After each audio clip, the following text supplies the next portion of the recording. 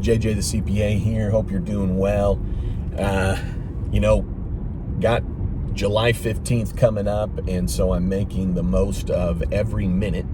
So my videos from the car, some people like. I don't know if you're concerned that we're going to have more videos out of the car. I kind of like it, more conversational. But nonetheless, I will be back to the whiteboard and back to the studio, which is sometimes just my office or all the time. But all that to say that I really appreciate you tuning in and appreciate you subscribing.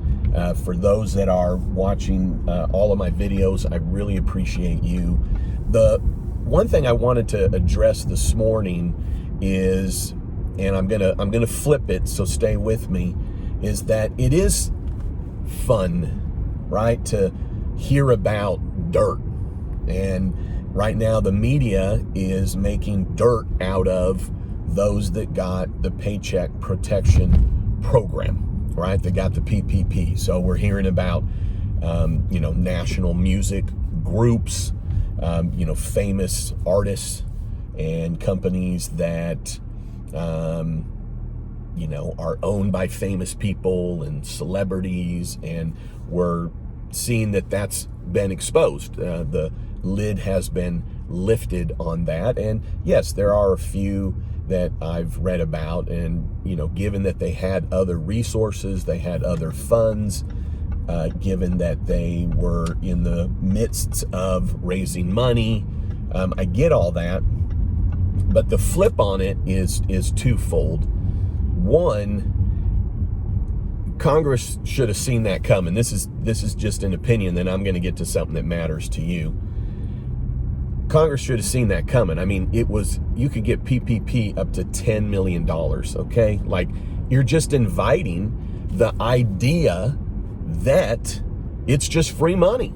You're inviting the idea when you're a multimillionaire, when you're a celebrity or have a band or you're a big time company and you hear that $10 million is available. I'm not at all saying that if you didn't need it, didn't matter, you should just take it anyways because it's free. I'm not saying that, but the sentiment that was sent, stay with me, the sentiment that was sent was, even the big companies that might have other resources, you know what, if you need to partake in this, go ahead. I mean, think about this, $10 million, stay with me, because probably a lot of you that are tuning in didn't take 2 million or didn't take 10 million, but for those that took the $10 million or some multiple amount, okay, think of what their annual payroll is for them to get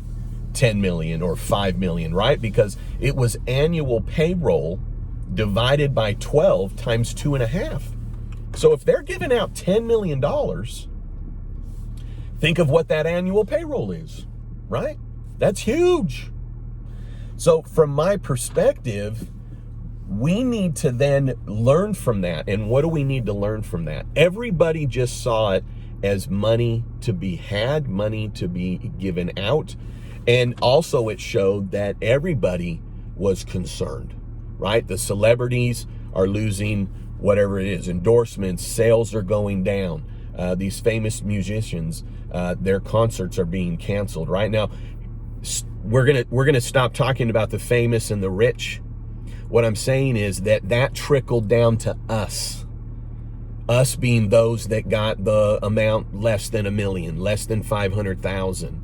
A lot of you that are tuning in, I think, to JJ the CPA probably got less than 150,000, if not less than 100, if not less than $50,000. Okay, but we saw it as, not as a criticism. Am I saying this? We saw that as, okay, there's money, there's going to be problems. The government is telling us we're leaning towards problems. We're leading towards closing. The government was predicting for us, we're going to be shut down for a while. And PPP was there for wages, okay?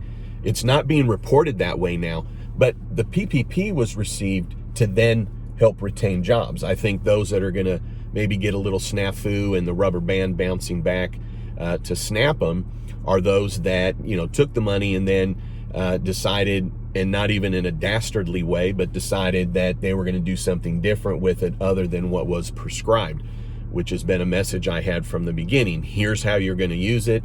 That's how you must use it. Okay, so I'm not talking about those individuals. What I'm talking about is you and I, okay? We used it properly. We used it for rent. We used it for payroll. We used it for utilities, right? We used it properly. But we were relying on the government, and I'm not even saying that in a bad way, right?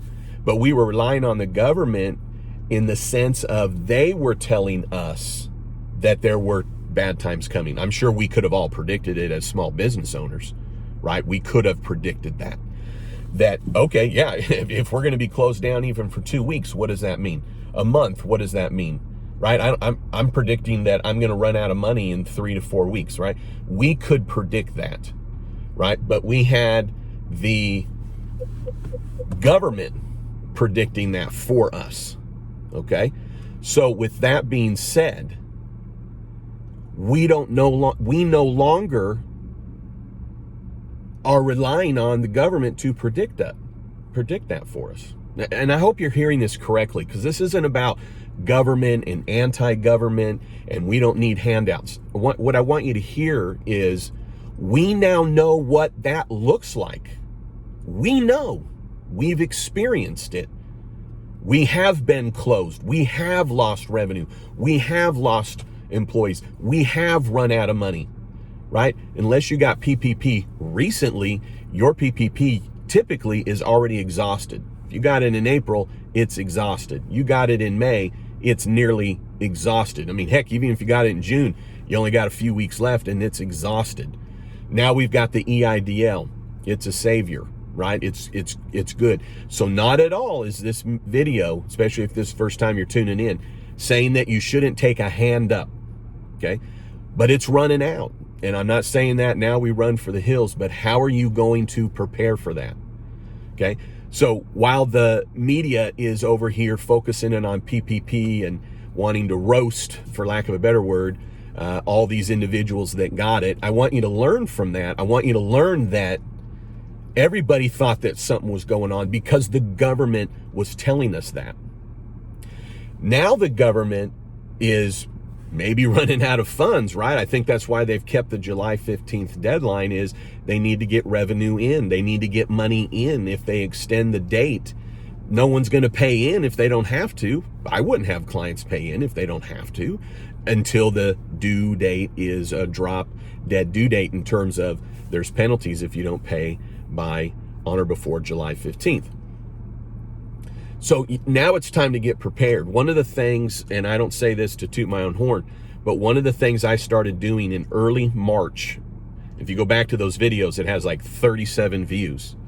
If you go to my website, JJ the CPA Help, which I don't want to know who you are, you don't put in an email, there's no future seminar, I'm never going to contact you, it's a free website, I have no clue who you are if you go to it. But what's not necessarily what everybody wants to see right now, what everybody wants to talk about right now, is a survival mode, okay?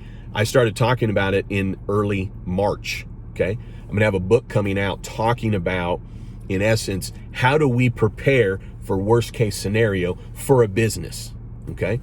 But from that perspective, I have a guide in there that's very simple, and it's talking about your cash flow.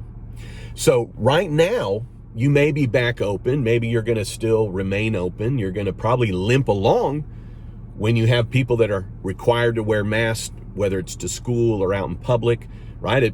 People aren't going out as much. When you have restaurants and bars that are closing, not as many people are going out as much. Think of how the economy is changing. So I want you to do two things, and I'm so glad that you made it to here, okay? You made it to here. I want you to do two things. The first is you need to analyze your cash flow. Stop having your head in the sand. Stop it. Look at your cash flow. Be aware of it. Okay? Stop being scared of it. How do you look at your cash flow? You stop thinking that it's going to happen the way that it has happened in the past.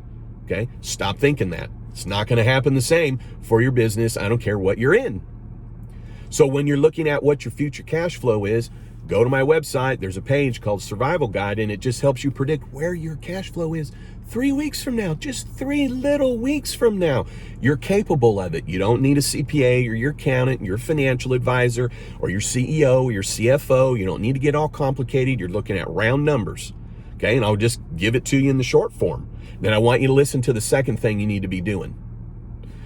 But when you're looking at your cash flow, okay, how much cash do you have in the bank right now? Most business owners, that's the most popular thing they do is log into the app or their website. How much cash do I have in the bank right now? Boom, there you go. Okay. Now, you probably have some outstanding checks. Forget about that crap, because all it then is becomes an excuse that you don't have QuickBooks and it's not caught up and blah, blah, blah, blah, blah. That's crap. How much money do you have in the bank right now? If you don't know that, why the hell are you in business? Second, how much money's coming in? And I mean guaranteed, not, well, if I'm open for 10 days, then I'm, no. Okay, if you're a business that's relying on day to day, you can't rely on it. Now, if you might want to rely on it a little bit, but not much. So what does your customers owe you right now that you can count on? Okay, add that amount to what cash you have sitting there. Then the third thing is simple. Okay, what are the major things you know you have to pay? Okay, payroll and rent. Been talking about it since the beginning. Payroll and rent. Okay, probably already just paid payroll, but you got payroll coming in within the next 3 weeks for sure. You got rent coming in the next 3 weeks for sure. Probably don't have PPP, EIDLs for ongoing, but not everybody has that. Not everybody qualifies for it. So then after just your major expenses, stop thinking you don't know how to figure out your own numbers. Stop it. Because you do, and if you don't, why are you in business? You should not be in business. Okay? 3 little things right there. How much cash do I have right now? How much I can count on for sure coming in the next 3 to 4 weeks? And then what's my payroll? What's my rent? What's my mortgage payment for the business? And I haven't even talked about the personal. Okay, now you know where your cash flow is in 3 weeks. So if you have credit available to you, you need to be looking at, okay, am I going to have to use that credit or not? And then where are you in 6 weeks? And most small business owners, they don't want to think about it. And the way that they don't want to think about it is they pretend that they don't know how to work the numbers. And it's just a pretending. Because here's the thing, when you decided to go out for business or start your own business, most people get a napkin out, they get a little doodle pad, they get into Excel, and they get really sophisticated. And they say, well, listen, you know, if I can sell a bowl of spaghetti for $10.50 and it only costs me, you know, 58 cents to make it, and then this much for labor. I mean, look at this. I'm making, you know, $9 a bowl for spaghetti. Right? Oh, if I'm gonna do this service, well, I'll be able to charge, you know, $100 an hour, and you know, I got to pay somebody, you know, $20 an hour. I'm making $80 an hour. You did the math in the beginning. You did the math in the beginning. You did, to figure out if you can go into business. So no more excuses that you don't know how to do it. And then here's the second thing I want you to do. And if you made it to here, that means you're serious about your business. If you made it to here, what I need you to think about is how are you going to do it differently in 2021? Okay, 6 months, less than 6 months away. Am I right? I mean, what are we around? 160 days from now?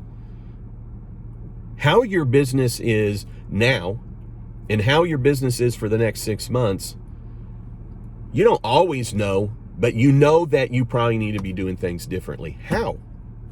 Reduce rent? I don't know. Change how your employees are interacting with customers. Are you working from home or not? Okay, you can't just now do it willy-nilly. Not saying that you were, but you can't just willy-nilly it through the COVID. Numbers are going back up. I hear that deaths are not actually going up, which is good. But at the same time, it's causing there to be a disruption to being in public, right? So how are you going to do business differently in 2021? Because when you arrive at 2021, your competitors would have figured that out. So you figure it out now. How are you going to do it differently in 2021? And if you say, I don't know, why are you in business? How are you a business owner if you have no idea how you can do it differently? That's why you're a business owner, because you have figured out something that other people haven't. So figure it out and stop running around only relying on the government. Now, don't get me wrong, we need it, but it's not going to last. There's no way it's going to last. The way you're doing business is going to be affected some way, somehow, in some way. So how are you going to do it differently? So as it relates to PPP, as it relates to EIDL, yes, I bet you we got another $100 billion that the government set aside that maybe will be continued to be dispersed. I think they're going to reevaluate. Here's why they extended PPP, in my opinion, to April 8th. Because they want to see how much money is going to come in July 15th, right? They want to see how much is going to come in. They extended it out. So if they decide on April 8th, well, we had this to give, and we gave out over $500 billion, not to mention PUA, not to mention EIDL, okay? But they may not continue it. And could you blame them? Right? Okay, we gave out the money we thought that we needed to give out. Not everybody needed it, so all right, well, and it's not because they're mean, and it's not because they're, trying to hurt small businesses, right? But it's like, well, we gave out all the aid that we could. So even though they set aside, technically there's around 130 billion, as I keep hearing it over and over. So let's just say they're like, okay, August 8th. That doesn't necessarily mean they're going to give it back out. So we've been propped up, all of us, in a good way, right? It's helped.